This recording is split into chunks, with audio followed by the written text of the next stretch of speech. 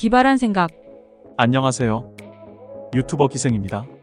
우리가 살아가는 대한민국의 문제점을 조목조목 파헤치고 따져서 기발한 생각과 엉뚱한 발상으로 가볍게 풀어보는 대한민국 소화제.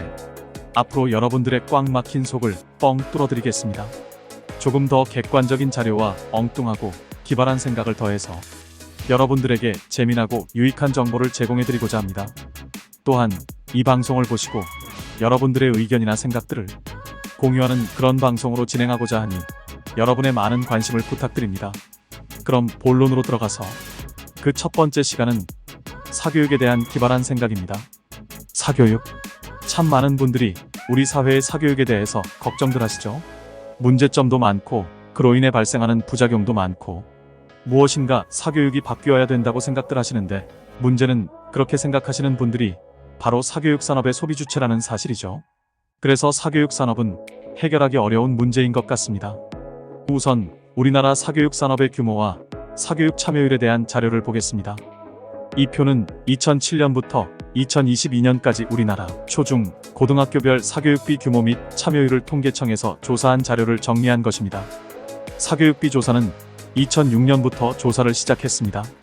전수조사가 아니라 2007년에는 34,000명의 학부모를 대상으로 2022년에는 74,000명의 학부모를 대상으로 표본조사를 한 자료입니다. 이 표를 그래프화한 자료를 보겠습니다. 여기에서 보시면 2007년 20조이던 사교육비가 2022년에는 26조로 30% 정도 증가합니다. 그럼 이 기간 물가 상승률을 볼까요? 2007년을 기점으로 2022년까지 물가 상승률은 매년 증가세를 보이며 38%까지 증가를 했습니다. 결국 사교육비의 증가는 물가 상승에 기인한 것이다라고 볼 수 있는데 문제는 학생 수는 760만 명에서 530만 명으로 30% 감소, 1인당 사교육비는 23만원에서 42만원으로 83% 증가. 결국 물가 상승률을 감안하더라도 사교육비는 2007년 대비 50% 이상 증가를 했다는 것입니다. 여기서 초중 고등학생들은 어떤 유형의 사교육을 했을까요? 표를 보시면 일반 교과 과목 사교육이 75.5%, 그 외 예체능 및 취미 관련 사교육 24.5%입니다. 일반 교과 과목 사교육은 진학이나 교과목의 보충학습이 목적이고 중, 고등학교 예체능 사교육에서도 진학을 목적으로 하는 경우가 있기 때문에 결국 사교육을 받는 전체 학생의 80% 이상, 중, 고등학생의 경우 99% 이상이 대학교 진학을 목적으로 사교육을 하는 것입니다. 우리나라 초중, 고등학교 학생들의 사교육은 결국 그 최종 목표가 좋은 대학교 입학을 위한 밑그림이요, 직접적인 이유인 것입니다. 그렇다면 과연 대학교 진학률은 얼마나 될까요? 표를 보시면 고등학교에서 대학교의 진학률은 74% 정도가 됩니다. 그리고 진학에 실패한 26%의 대부분 학생들은 다시 대학 입시를 도전하게 됩니다. 결국 이렇게 우리나라 일반 고등학교를 졸업한 학생들은 당해 또는 몇 년에 걸쳐 거의 대부분 대학교로 진학한다고 봐야 합니다. 물론 사교육은 단순히 대학교를 진학하는 것이 아니라 좀 더 좋은 대학교를 목표로 하는 학습이 되겠죠. 시청자 여러분, 여러분은 26조의 규모를 짐작하시나요? 삼성전자의 2022년 매출액이 302조입니다. 초중 고등학교 사교육비가 삼성전자 사업의 10분의 1에 해당하는 규모입니다. 결코 작은 규모가 아니죠.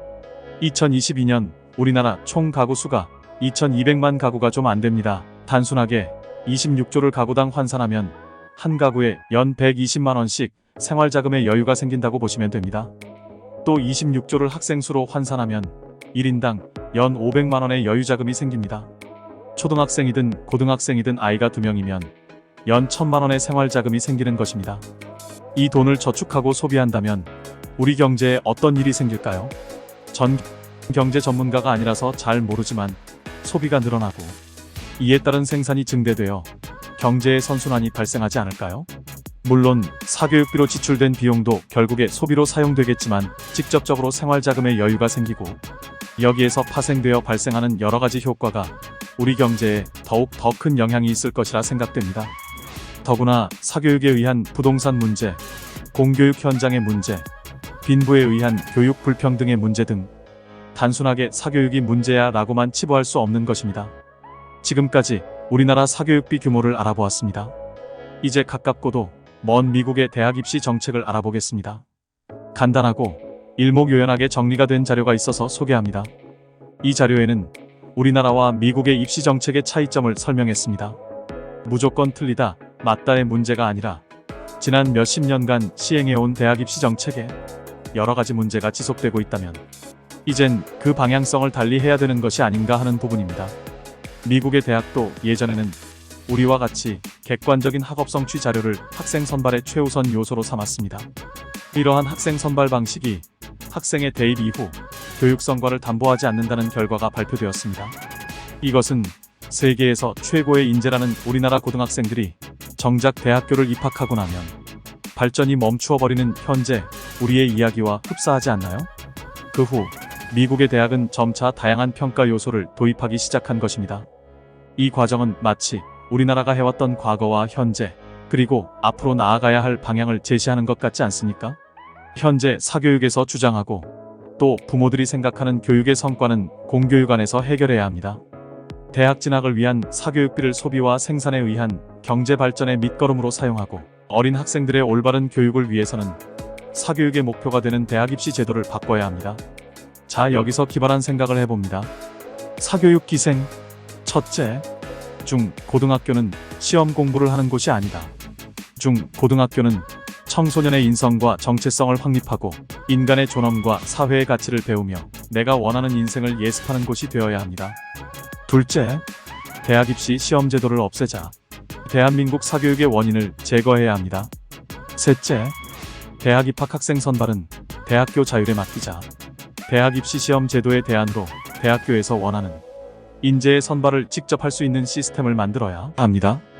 넷째, 대학교 입학 전 적성 및 진로에 대한 선행학습 기간을 신설하자.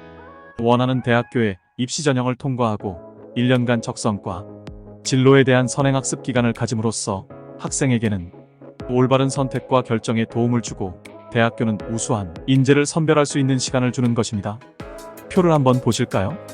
표를 보시면 산술적으로 현재 대학교 정원의 1.5배이면 고등학교 졸업생 전원이 선행학습 기간에 참여할 수 있습니다.